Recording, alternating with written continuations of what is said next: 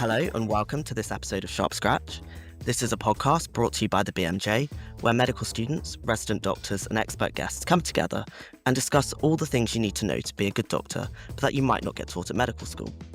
My name's George, and I'm about to start my final year at Warwick Medical School, which is terrifying. But over the past year, I've been working at the BMJ as the editorial scholar, looking after all the content that BMJ student produces.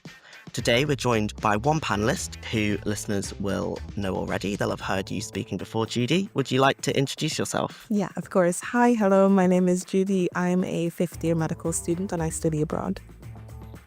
Amazing, thank you so much. And we also have with us our expert guest today, Andy. Could you tell us a bit about yourself, please? Sure, thank you for having me, George and Judy. My name's Andy McKeown. I'm a Professor of Medical Education at Keele University, and I'm the Programme Director for Undergraduate Medicine there. Amazing, thank you so much. I'm so pleased to have both of you with us today.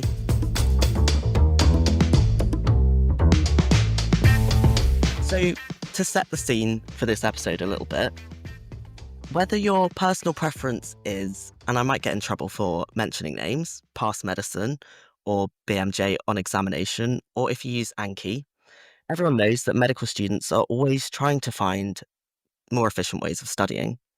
In this episode, we're going to talk a little bit about how gamifying studying might change the way we interact with learning medicine.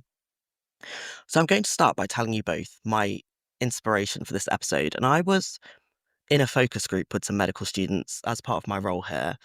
And there was a student who let me know that he had passed a year of medical school without attending a single lecture. And I've come across this kind of attitude before of like, you could do a medical degree without going to a single lecture. And I found it slightly disconcerting. But what he said was he used online question banks. And I think my first question really is for you, Andy. But do you think that the way that we interact with learning is potentially changing a little bit because we have access to all of these online resources? Well, that's a good question, because I would say, I can't believe I'm going to answer your first question by saying back in my day. I am going to say back in my day. I think that was probably commonplace as well. I think there would have been a lot of students who would have at least boasted, even if it, whether that's the case or not with the student in the focus group, truly, that they didn't actually go to lectures and look, I can still pass the assessments. Yeah. So I think there's always been a level of gamification and strategy. I mean, we're all strategic learners. It never stops as you get into postgraduate, and we have less time to be effective learners sometimes. So there's got to be strategy to it. Do I think that what is available to you now makes that easier? Well, there is more available. So I suppose there are better options. Whether or not you agree that people have different learning styles to revise and things like that, there are more options to do it than sit in the library rather than going to lectures. So yeah, maybe the opportunity is bigger, but I don't think the attitudes have changed that much. Yeah, that's really interesting. When I started my first year, somebody gave me a book of like SAQ and MCQ questions. And they were like, this is how I passed, all my med school exams. And they were in the year above me. And then my first year of exams, I had some SAQ questions. And then after that, they got rid of them and it was all MCQs. So I'm assuming most people listening will know that by SAQ, I mean short answer question, MCQ, multiple choice questions. And I did actually use that book in my first year. And then in my second year, everyone was using PassMed, everyone was using things like Anki, people had Anki controllers. But is there such thing as the best way, quote unquote, to learn anything? Yeah, and I think kind of like going off on adding on to your question as well, I would kind of want to ask, do you think that like the rise of these question bank tools, do they sort of turn students to focus more on learning medicine to pass exams?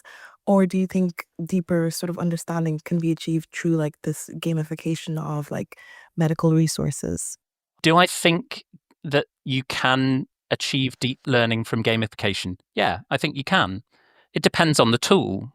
And what I say to some of our students and in other medical schools that I've worked in is things like, PassMedicine, not dirty secrets. We all know they exist. It would be strange if students weren't thinking of, okay, there's a bank here of questions similar to what I'm going to be asked, I should use them. I get that. I think what's probably more commonplace is that students will sit in front of something like that, assessment bank, and they'll do question after question after question, and all they will care about is whether they were getting right or wrong. You can achieve, I'm not going to say deep learning, but less superficial learning by actually concentrating on the areas that you didn't achieve a good percentage. You can start thinking, okay, well, that, if it's at MCQs, which pretty much is on things like PassMedicine, you can say, okay, why wasn't it the other four answers out of the five? Why have I eliminated them? And sometimes there's some help, isn't there, in the explanations afterwards, and sometimes there isn't.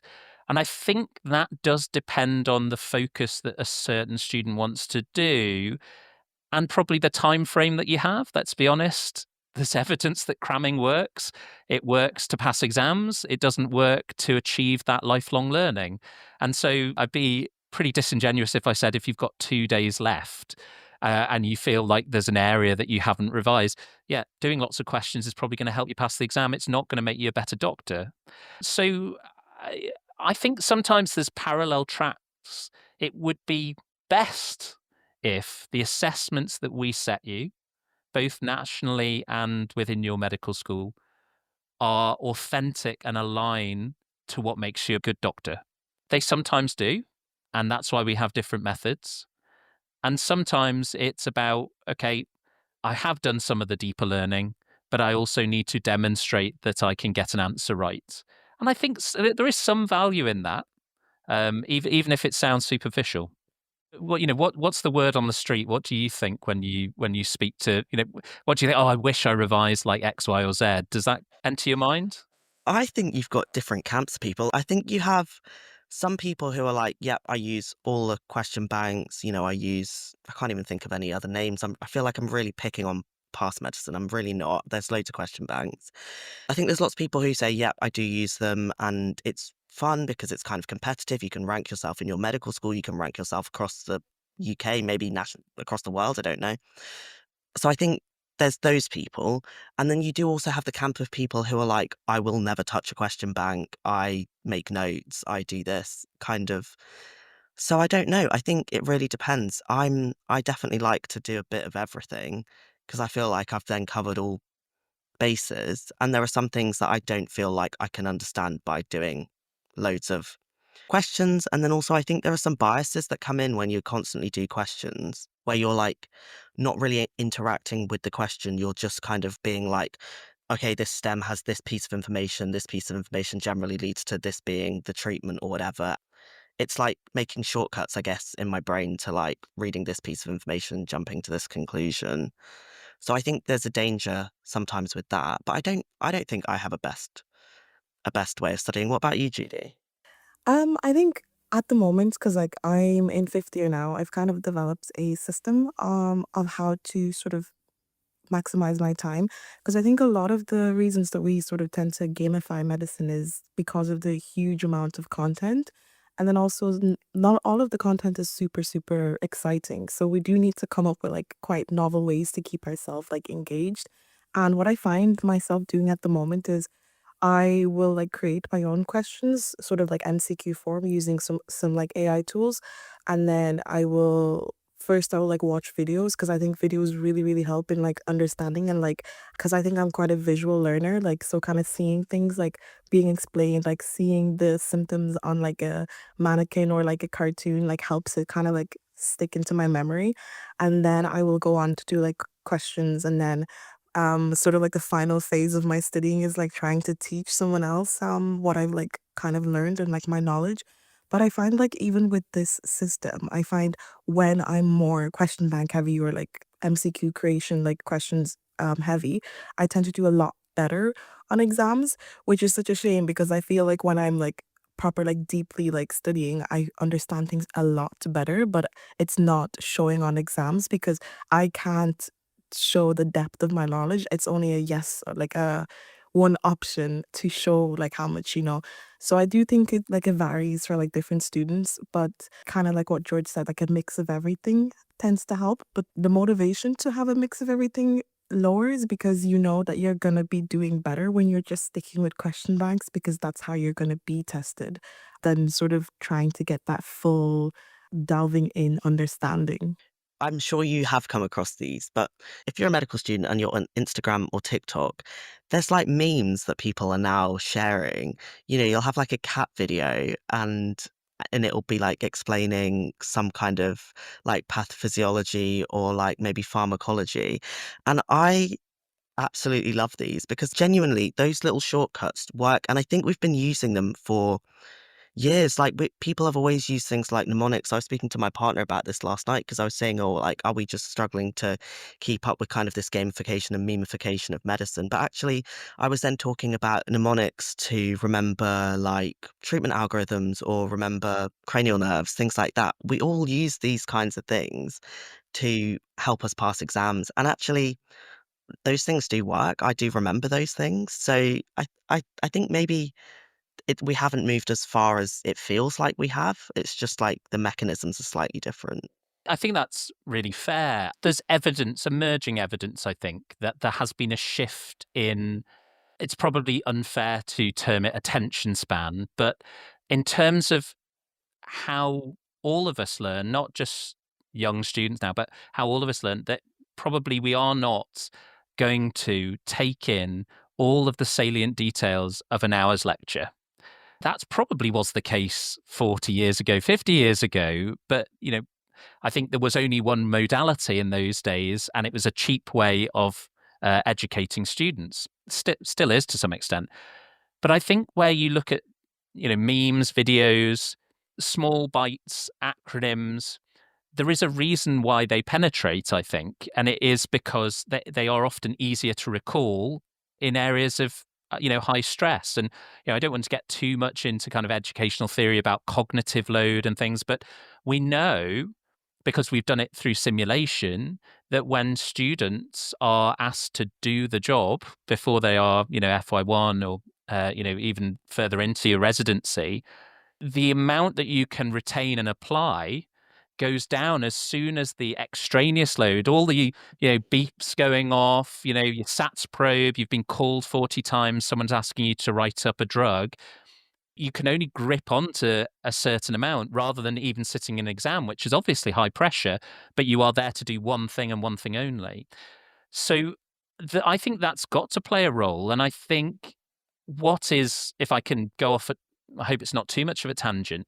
I think what has changed is social learning is different, or there are more opportunities for social learning. I'm not saying that all of you are more collaborative, but I think traditionally there would have been an opportunity. Do you want to go and study in a group or not? And I still encourage students to do some of that. I appreciate lots of people like to study individually, but I think it is important to be able to explain something to others. And if you can explain it, you've learned it. But actually being able to say, okay, what I'm going to do is I'm going to set up a short TikTok about it. You've got to have pretty good confidence that you know what you're talking about.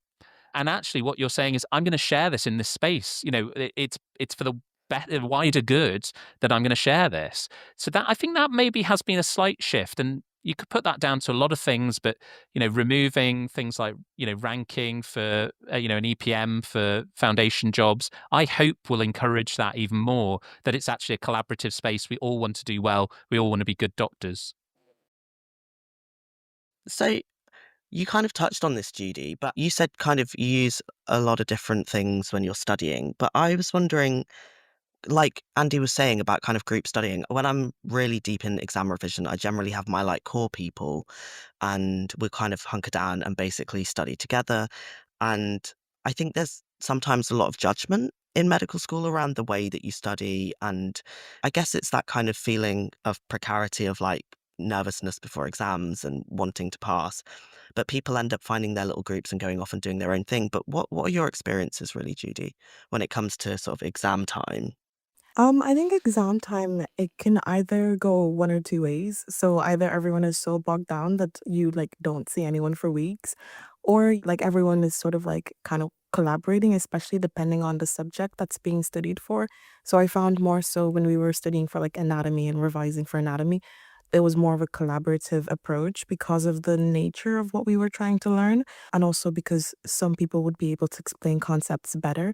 But when it was sort of more theory heavy sort of topics and like subjects, people would tend to kind of isolate themselves, kind of like, because it's almost like if someone is explaining it to you and they don't fully understand it, your understanding also will like fall slightly.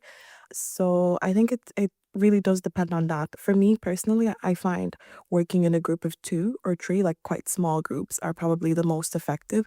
And like we don't necessarily work like look at the same thing together. We will just be in the same space together. So like you look across the table and someone else is also suffering and you feel like a little bit like, I think it's like the whole, Solidarity. yeah, like misery loves company type of thing. Do you go to lectures? This is like a bit of a loaded question. Yes, What's your thoughts on I do lectures? go to lectures because we have no choice. They're very Yeah. strict with us with attendance. Like you cannot miss classes unless you have like a written signed agreement stamped by like the head of government or something. But even like sick notes and stuff, we have to have it signed by doctors and stamped, and so they're very strict with class attendance. So we do all have to come into class. But what I find funny is that when we are in classes, because we have to be there, you will like see people on Anki during the classes or like watching an osmosis video during the classes, because there is like that disconnect with the way we are currently learning and the way that our professors are teaching us. So where it's more, our professors will be teaching us from like PowerPoint presentations, whereas we are really wanting that interactive, like flashy Yeah. colors and short snippets. And I think that there is something to say about like our generation and our love for short, snappy videos and things like along those lines. So I think I can't speak for every single medical educationalist out in, the ether. I think most of us would recognize that the lecture is not the best way of transmitting learning. It's been around for hundreds of, and you might say thousands of years, back to the Greeks in terms of how they transmitted information. And again, historically, when you wanted to transmit information before others could read, for instance, when you see reader of university, of university level, if someone's got that's what it meant. They would stand in front of a lecture theatre and read out to people what the learning was. So, you could go one of two ways. Well, it's tried and tested. It's been around a long time. Obviously, you can deliver some information. But I think in terms of how much you retain, there's lots of good evidence that it's way down on the list of the types of teaching methodology that you could use for it. Some of the reasons, as I alluded to before, that we in universities use them is it's a cheap method of delivery. And if we had the staffing, we would do small group learning almost as much as possible. But I think there will always be room for lectures, because I think there are certain topics where actually passive receiving of information is probably fine, it might be the right way of doing it. I would hate to think there are many, and certainly not, of course I'm going to big Keele up, but I don't see many lectures at all where students are completely passive in lecture theatre anymore. There's discussions, there's use of other technologies, things like Mentimeter, other question software where you can start to bring it to life. There's ways of effectively making sure there's discussions going on in a lecture theatre. It's not impossible, unless the government, certainly in the UK, gives us a huge amount more money. There's only some ways of delivering that information. How do we make it most effective, most interactive, most dialogic? I don't think that's insurmountable. I don't know if it ties too much into what you were saying, but I think one of the things with lectures, like as interactive as they are becoming, they can be very long. I don't know what the experience is in other universities, but when we were in preclinical years, we would be in like a lecture room for 3 hours, and it's almost impossible to pay attention like all through those 3 hours without having some sort of a break in like between. And I like using like question banks and like watching like videos is like you have the command of time. Like when you feel a little bit too overwhelmed, you can stop, step back a bit, and then, delve back into it. Whereas in lecture, you're kind of being given a lot of information that you have to digest. And sometimes you kind of just give up because you're thinking like there's so much and I'm hungry, I'm tired, I'm sleepy, and you know. I find it really difficult now to watch videos without upping the speed, even when I'm listening to podcasts and stuff. But, increasing the speed because I'm like, oh, this is me being more productive. And there are times when I think, actually, that's such a strange relationship to have with like taking in information. So there's a part of me that wants to be more holistic and have a more balanced approach and not get bogged down in like productivity and efficiency.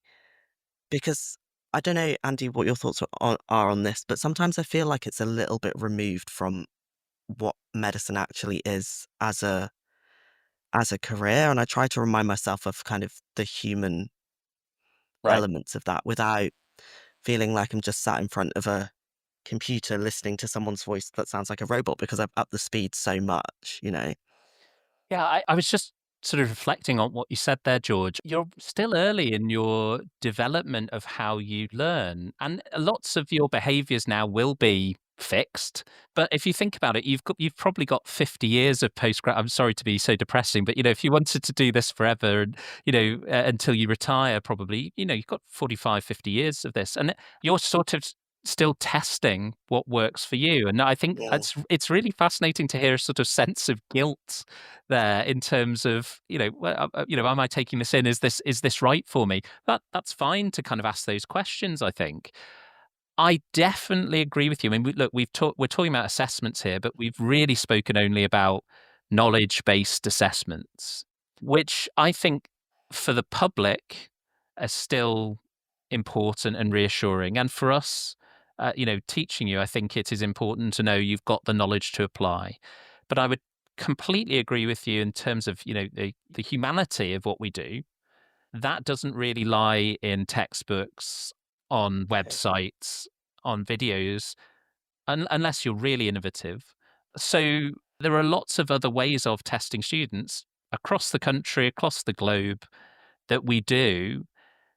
What those who are assessment experts would say is, as we get further and further away from a list of things to learn, it can become quite hard to make that reliable, Mm, valid, and fair, therefore, to all students. And I think that's where we struggle, because there are lots of ways of testing these things innovatively and go, oh, actually, you're learning. Really, the best way of checking your learning is when you're on the wards with a clinician or, part of the team, and things click for you, or you're with the patient, even better. And you think, I mm. get this now.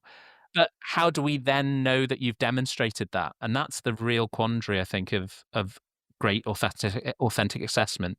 Yeah, I completely agree, and I think it's got me thinking a little bit about how people prepare for OSCEs, for example, or how we have. I don't know if you have OSLAs as well, Judy. We have like OSCEs and OSLAs at my medical school, and one of the things that I do find with OSCEs is I find it far more nerve-wracking than I find a written paper, which I think can not always be reflective of how I would genuinely be in a situation. It's very artificial with a patient. And I'm also hard of hearing, so I use hearing aids, and I find OSCEs almost impossible to take in information. I get really bad listening fatigue. I feel like it's such an artificial environment that doesn't feel that reflective. But I also feel like it is a really good way of assessing clinical knowledge and interaction. But I don't know how we make that feel less artificial and how that can be fair. I don't know, Judy, what are your thoughts? So I wanted to like make a point about what you were saying a little bit earlier about Yeah. sort of the speed of watching videos. And I definitely would blame that on social media. And like we have like YouTube shorts and we have TikTok and everything is like short content form. So I think we're like used to getting information kind of like yelled at us very quickly. So I do think that kind of ties in with our learning as well to an extent. And I think also the timing. Sometimes we don't have enough time, like, and we feel like this time pressure constantly, and we're like, we need to do things faster, like efficiently, but also a lot faster. And I find personally when I watch videos at like maybe 1.2x speed or 1.25x speed, in my head, I'm like saying like, well, I've come across this topic before. I just need to revive my memory on it. And that's kind of like what I think about like the speeding of videos. I think if we've got time, George, I think one of the things from the other side, having examined for a very long time, And I'm not saying that I didn't do it either, but what things like OSCEs do, because of its objectivity and its structure, I think it does stop you being yourselves. Yeah. Or no, it doesn't stop it. It restricts you, I think, because you think we're looking for certain Yeah. answers or certain phrases, or there are some schools where an OSCE will be a tick box exercise. The Mm. vast majority it isn't, and despite us saying to students, look, this is marked in domains, how you take a history, how you communicate, and its interpretation, they will still come out with quite robotic, inauthentic answers because you're time pressured and you think you've got to get your stuff in. And that always worries me because, it's easy for me to say, but I often say to our students, treat this like you're on a ward round. Yeah. Shut your eyes, or like you're on the clinic with the GP, shut your eyes and pretend that you're doing that. And let me see how you do it. Because we would more than likely have flagged to you by now if we didn't think that you were authentic or could do that. That goes back, though, George, to your colleague in the focus group that's never been to a lecture and potentially never been on the ward. That becomes very Yeah. difficult for them. Yeah, that's the thing. There's part of me that thinks, is this accurate? Are they saying this because they think it's like an achievement to have said, oh, I managed to pass without going to a single lecture? And I'm one of those medical students who has failed exams. And I'm quite pleased that I failed in my first year because I think it really set me up well for exams. And I say that hopefully final years, my finals go fine. But I think it really set me up well to have a kind of a better relationship with exams. And I think I see them slightly differently. And up to failing my medical school exams, I'd never failed an exam ever. I'd never, I'd got grades that I wasn't particularly happy with, but I'd never failed an exam. So not passing really made me interact with it very differently. And then I resat all my exams 3 weeks later and passed everything. But I was in such a different mindset. And I think that for me matters more than the way that I prepare, or going into OSCEs and seeing them in this kind of different mindset made a really huge difference. Like last time I did OSCEs, I actually quite enjoyed the day, which sounds really bizarre because I was really anxious, and it does feel very artificial, and you're always a bit unsure about whether you've said the right thing, done the right thing. But I did quite enjoy it because I just went in with a mindset of just see it as another day, try not to see it as an exam. And for me personally, that helps, but it's made me not scared of failing an exam anymore, because for me, that was like worst case scenarios. You fail an exam, and that happened, and I was fine. The world didn't fall apart. Everything was fine. I did it again. And I think that is quite a common experience, that people fail exams but don't really talk about it, or don't, they're kind of scared to say, oh, I failed my finals, or I did that. But I do think embracing that makes your relationship with exams change a little bit. I think that's really interesting insight, and appreciate you telling us that, George. And I did not pass all of my undergraduate assessments either. What I say to most students, you're about to go into your final year, George. If you don't get through to be an F1 now, we've probably failed you. You've Mhm. been with us for 3, 4 years, whatever it might be. If we haven't flagged there's an issue, then, we've probably not been doing our job very well. So what I then would say is that, final year, for instance, is a good opportunity for you to just learn what the job is like, and then to Yeah. go and demonstrate that in assessments. Now, of course, that's really trite. It's easy for me to say. I'm miles away from having done these assessments myself, but it is what we're looking for. And I think, again, cliche alert, all of us want you to pass Yeah. clinical assessments.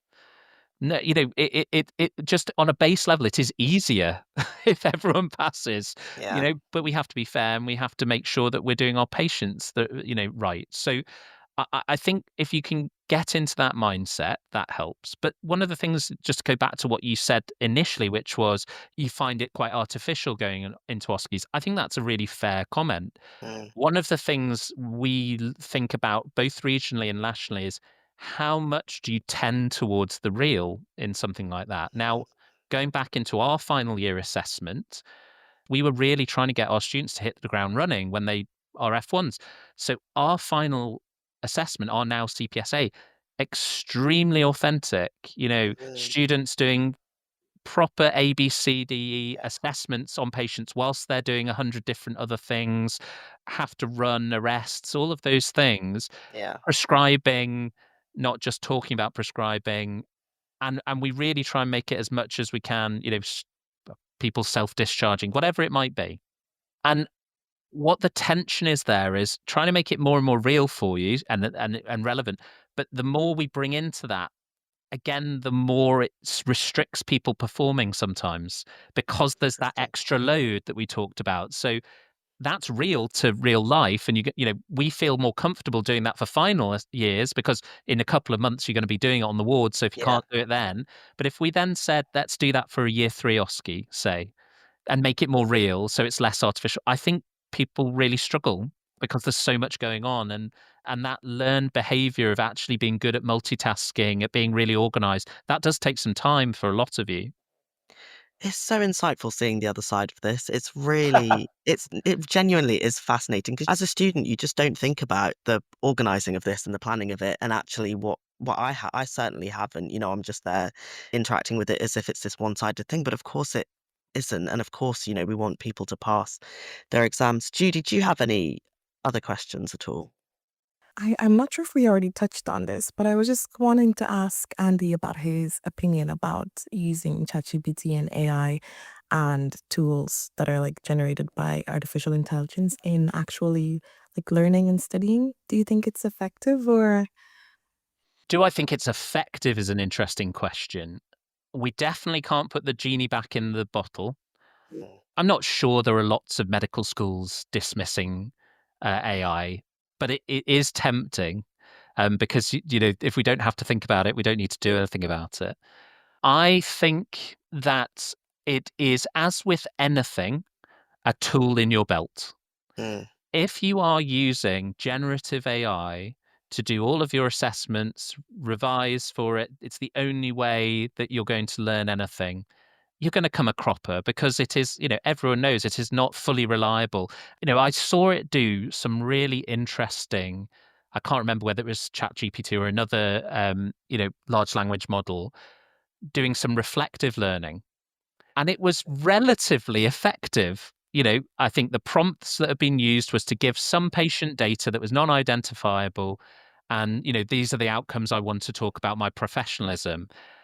Could it have sort of passed the mustard in an assessment? Probably not, if there was an assessment rubric.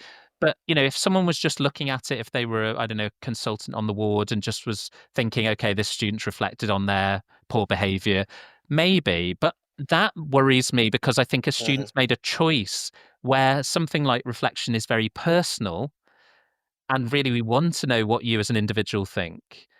I think selecting it for that kind of part of your assessment, that's worrying for me.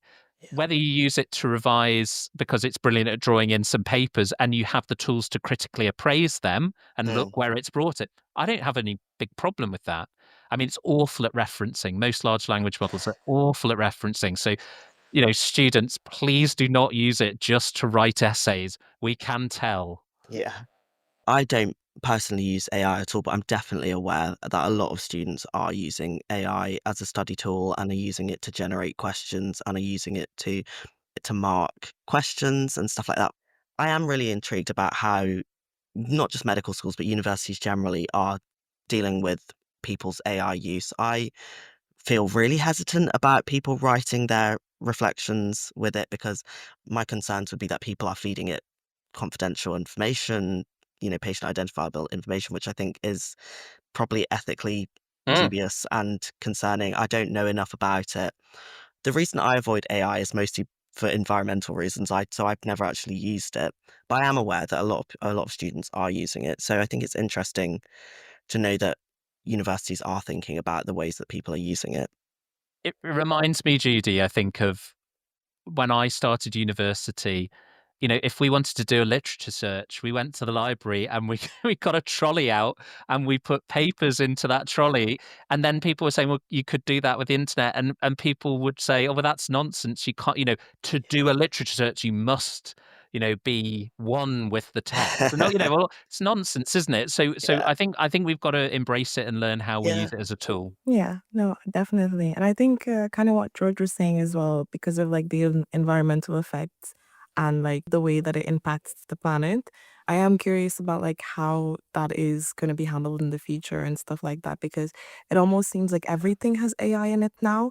Like I Yeah. was on WhatsApp and I Yeah. was like about to search for a friend's like name to text him, and it was like giving me like an AI to like answer questions for me. And I'm like, but this is WhatsApp. It's just a messaging app. So I think AI is sort of like penetrating into areas that like it might not necessarily need to be. But yeah. So I think to wrap up, a lot of this boils down to, at the end of the day, we want to pass exams and we want to be good doctors and we want to do well in assessments.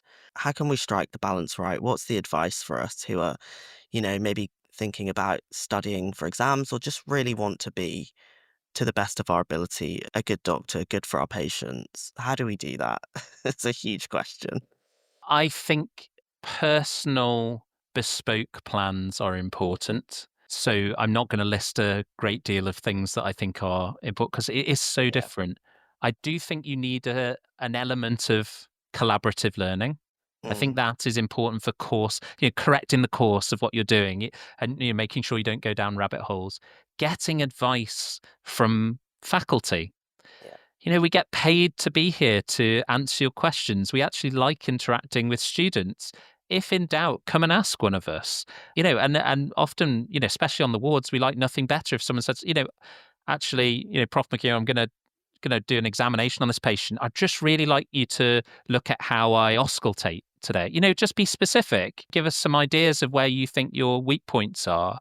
And the GMC say this now for the MLA, your course is the best revision. Remember that everybody else, it doesn't matter what question bank you're using or website you're using, they are selling you something, even if it's not got a price on it. And often they cannot have written the assessment you're actually sitting because we would get people to sign waivers, and certainly the Medical Schools Council and GMC do for national assessments. So remember that there's always a reason why they're doing that. They're preying on your anxiety. And that's not me saying you shouldn't use them. It's going back to that tools in the belt thing, that actually we know what the right things are to pass a course because we've been implementing it for decades. So trust us. I think that's really reassuring to hear. What do you think, Judy? Like, what are your thoughts? I think it's quite reassuring, but I'm just wondering, like, if students aren't getting like questions from PassMed or QuizMed, where would they be getting the questions from? Because I know I really struggled in my undergrad having like lectures on biochemistry, but then having no idea what they would be asking in a biochemistry exam Right. and not knowing how much detail to go into, and then kind of being in the exam and it's like the first time I'm seeing any questions and Mm. being like quite surprised about how in depth or how sort of the surface level the questions are. So, do universities provide questions? So everyone does things differently. I don't want to speak for all universities, but this is where, Judy, I would say you have to have a conversation with your tutor. That is a perfectly legitimate thing to say. I'm not really sure what you're going to ask me or what level. The thing that we don't like is when people say, is this going to be on the exam? It's a bit trite to say that, but it's okay to say, actually, what I'd really like to see are some exemplar questions so I can understand if I've got the right, pitch to this. Certainly at Keele, in the advent of the MLA, we've been trying to drive, we don't always achieve it, but we try and drive more questions on the ground. So we've been encouraging our colleagues on the wards in the community to say, okay, if you're teaching on a certain subject, why don't you set some MCQs related to what's been doing so they can sort of tie it in? Yes, this is going to be on the exam because we've just written some exam questions Yeah. for you. But most lecturers, most tutors are open to prompting, and we want to hone it better to your learning. Again, we want people to do well. Yeah, I feel reassured by this. I hope that, people listening will feel like they can tackle exams and that, there's not one best way. I think that's kind of what we've said. There's not one best way. It's finding the best thing for you. I mean, there's so many things that we could have talked about in this episode about studying and like looking after yourself and having breaks and making sure you're not burning the candle at both ends and working from 8 a.m. till 8 p.m. I certainly don't work like that at all. But I do think, what we've spoken about is finding that balance. I don't know if either of you have any last thoughts or questions or. I would say try and look after yourselves as well. So it goes to your point about the 8 till 8, George. Yeah. I always say if you've got any time to revise, make sure you get a break, that you take your mind completely off medicine. You go and enjoy it. You go and, even if it's going on the wards and reminding yourself why you're burying yourself in books, linking back to why you're doing it. Don't just spend, your time on your own. It's not healthy. It doesn't lead to good outcomes. I really like the thought of like collaboratively working with other students. I think that's really important. I hadn't fully considered before how important that is for my kind of like mental well-being during exam season. But yeah, I think having people you can trust and be around and have space for medicine is great as well. Do you have any final thoughts, Judy, at all? Sort of like what Andy was saying in terms of like taking care of yourself and stuff like that. And, like we do have like a lot of exams and we're testing on a lot of things, but it is making us into the doctors that we're going to become. And it is at the end of the day going to pay off. So like this is just part of the process. So don't get too bogged down if, you're struggling with certain areas. I think everyone struggles with something and everyone will continue to struggle with something, but at the end of the day, it will make you a more sort of like a better clinician in the future, hopefully. So that's kind of my outtake.